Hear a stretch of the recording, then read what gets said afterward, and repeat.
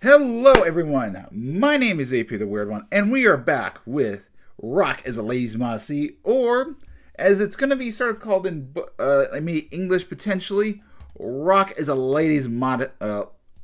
Rock is a. Rock is a Lady's Pursuit. Okay. Anyway, we finally get a proper introduction to Arisu or Alice, whether you call. Let's not cut the chase. This woman is a biatch. Yeah, I don't like her. There is a lot of problems with her at the beginning. She is a selfish little brat. She lived with her father and mother. Her mother passed away suddenly, and then all of a sudden she's forced to have this country bumpkin, Lilisa. This is our main protagonist, and their uncouth mother just out of the gate just absolutely hate them, don't want anything to do with them, and basically Alice's mission is to make sure that these two get kicked out. That's how much she despises the two of them. But I just frankly don't like her. She's just a selfish little brat.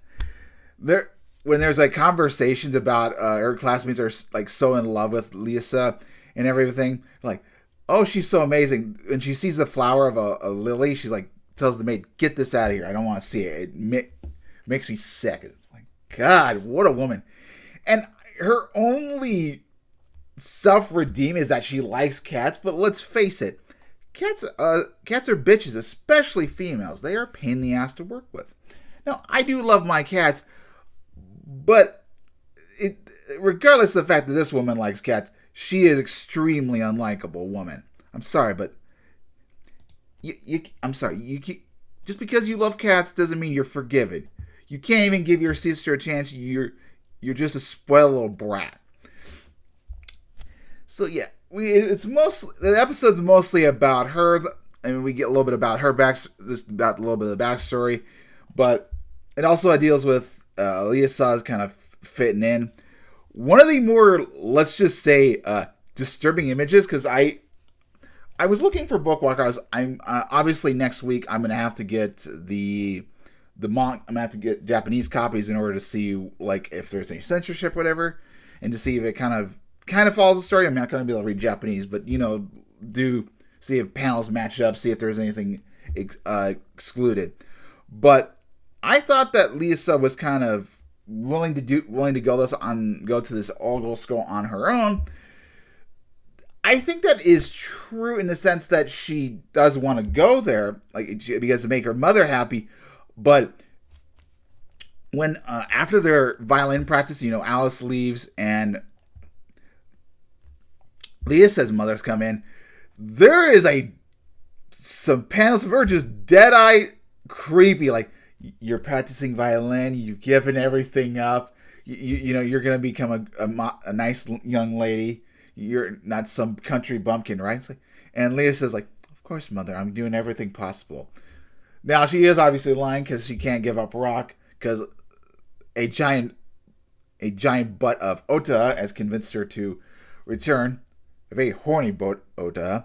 We'll get to that. But, yeah, and just the creepiness, like, I really want to know more backstory about Lisa. Like, that's the most fascinating aspect. I mean, I can't wait to see their past. Like, where did they come from? Why did she, give everything up? I'm really invested in learning about their backstory.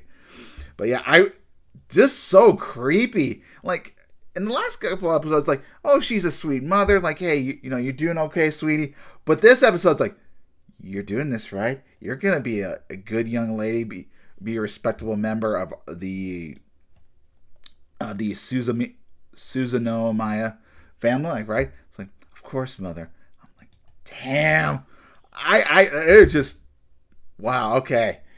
But following this scene, we do get a bit of a bonus extra. She's on her way to get the old schoolhouse, and she's like, one of her classmates like, hey, where are you going? I'm like, oh, I'm going to the library. And I'm like, well, there's a faster way to do that? Well, I'd like to do the scenic route, enjoy the flavors of nature, do poetry and everything. "Oh, she's so wonderful." I'm like, so we got that a little bit of lie. That was a bit of a kind of a bit of a funny moment. I kind of appreciated that. And then she gets to the band room, and there it's time to go recruit some members. And they look on the website. I think it's called Band Seeker or whatever, or looking for new members. They need a bass set and a keyboardist, and they're looking at the website, seeing all like the horror stories and everything. And Ota is like, as long as they can give me a good jam session, like we can have fun and rock out, I'll do anything. And he just gives out this horny look to her. I'm like, that a woman. Yeah, go for it. And Lilisa says like, no, we're just gonna stick to female band members only. No, we don't need that. Probably the better decision, but if Ota could find a certain band member and have a good session like Lilisa has done with her, she'd be banging her. Her butt would be, her butt cheeks would be on flaming red and everything. They'd be having a good time. But hey, nothing about the horniness. Anyway, a little minutes later, there's a recruitment. They need a bassette and a drummer to perform I would say a famous song, Takara Jima. Kind of more fast paced. I did listen to it, see what we had in store, because I did look a little bit in the manga ahead, and I did see that they're gonna play on a very more faster pace. So I wanted to listen to songs, see what's up and what's in store, and it does have an up tempo. It does have a bit of an up tempo. So I'm curious to what their performance is going to look like, how it's going to sound. Is it going to be a lot faster paced than the more traditional versions? So, yeah, and it's like, it's this Sunday. I'm like, let's do it. Like, Leah says, like, let's do balls, get good practice for being on stage and everything. And even though she's not a bassette, she practiced in the past in order to prove her guitar skills. So she's like, be a good opportunity to do this. Maybe just in and maybe in the future, maybe their bassette is out of commission. Maybe they need a temporary guitarist, and then she can kind of fill the role, whatever. So it's a good time, and they're gonna have some fun. But while they're practicing, of course, our biatch Alice comes snooping around. She has his cat, and the cat runs away and leads her to the location. And she thinks she sees Lilisa with a guitar or anything, but then when she gets in her room, she's holding the violin. Obviously, they got some sort of tipping off and able to cover. Ota is able to kind of infatuate Alice to like kind of overwhelm her, so she doesn't get any ideas and just kind of move on and leave. And we do get a brief scene that Ota does have a friend, possibly family member, that will cover for her. But we do learn that a little bit about Ota's family is that her families have been big since the Meiji Restoration, so 1860s. When the American came by, and they've been like electing prime ministers, emperors since then. So she's got a lot of has a lot of family history, a lot of powerhouse to her. Not someone you necessarily want to step on, kind of trample on. Curious to how those family dynamics go forward. And following that, they get a little bit of practice, and then we kind of end the episode off with meeting the band members that they're going to be working with. They're really happy that they got someone young and fresh, and it was last minute. They really appreciate it. It looks nice. They do. Ota and Lilisa do give fake names, Lily and Oda, or Otto, you could say. So yeah, and we do find out that Alice is, of course, going to be part of the.